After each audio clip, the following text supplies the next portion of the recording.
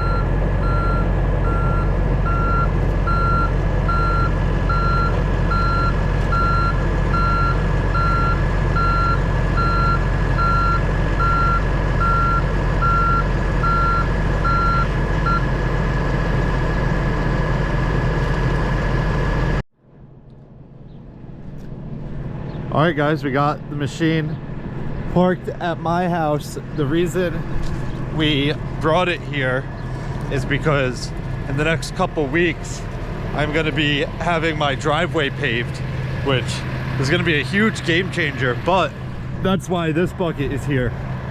We are going to extend the driveway out to the edge of the house. This is going to be paved as wide as the house is all the way to here, and then pretty much to about the side of my man door there, right where this concrete wall is here.